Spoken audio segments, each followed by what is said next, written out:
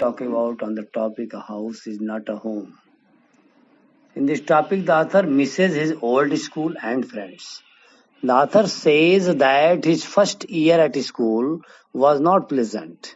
He felt like a freshman. His school was twice bigger than his old school. His old friends had gone to a different high school, so he felt lonely. He missed his old teachers also. He visited them.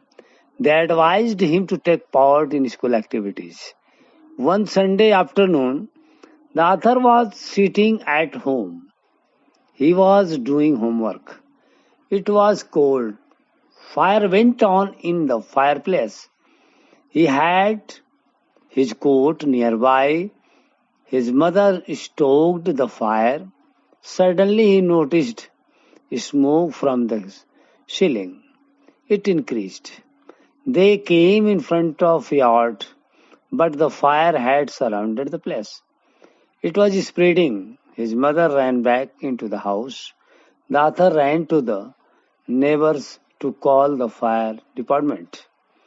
The author's mother then ran out of the house with important documents. She ran back into the house again.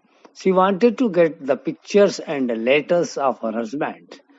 He ran after her, but the fireman caught him.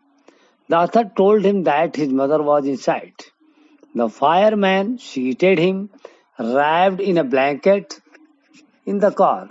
Soon after, another fireman brought the author's mother. He put her in the truck with an oxygen mask over her mouth. She was otherwise all right. She had only inhaled a little more smoke.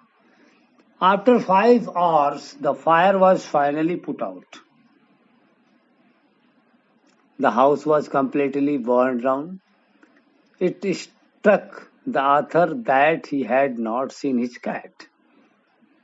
He started weeping. He cried also. The firemen did not allow him to go inside the house. They went to the author's grandparents for the night. The next day the author went to school. He was in his old dress with no shoes. He had no books or homework. His backpack was also gone. He felt sad. He felt if he would be an outcast all his life. He did not want to grow up. He wanted to die, but he walked to school. The author walked through his house to school. Everything had been destroyed. Only the photo albums, documents were not destroyed. His heart ached for his cat. His mother took him soon from there. They would have to find a place to live. He would have to buy clothes to school also. Soon the rubble was being cleared off from the place. The author would go over there.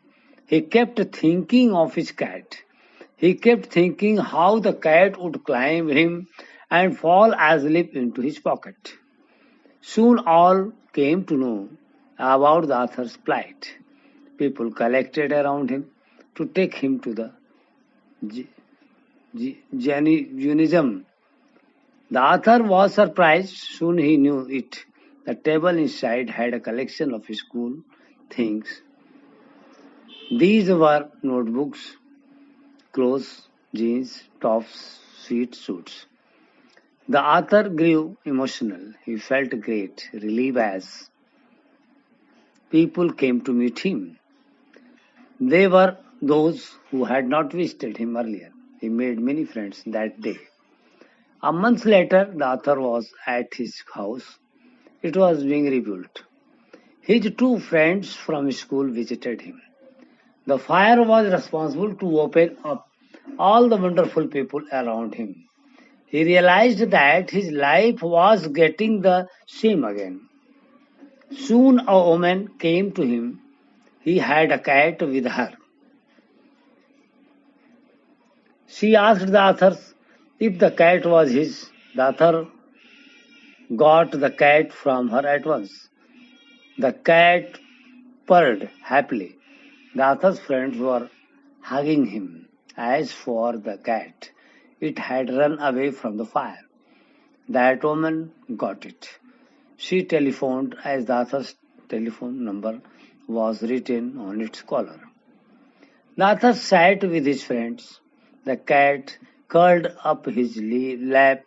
The feelings of loss and sad event had vanished. He felt gratitude for his life and his few friends.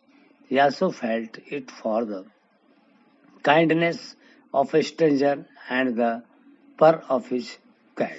Students are advised to do NCERT question and other questions enter in notebook. Thank you.